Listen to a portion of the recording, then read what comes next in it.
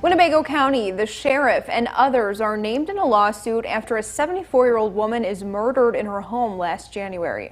Alexis Carpella has been looking through the lawsuit. Alexis, the woman's son, blames the county's furlough program.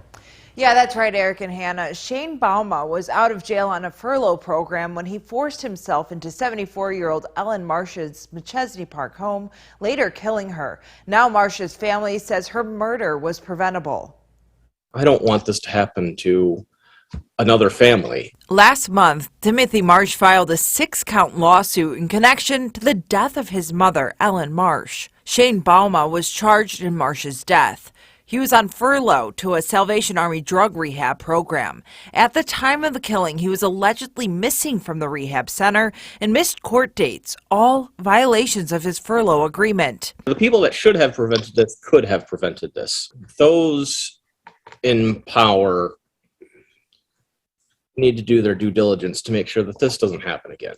Winnebago County Sheriff Gary Caruana, County Jail Superintendent Robert Redmond, the Salvation Army, and Winnebago County are listed as defendants. At the end of the day, those have to be weighed with the overall responsibility to protect the community at large. And it wasn't done in this case. And there was egregious flaws that could have easily been fixed that weren't fixed. The lawsuit claims the defendants knew Bauma posed a high risk of serious injury or death to citizens.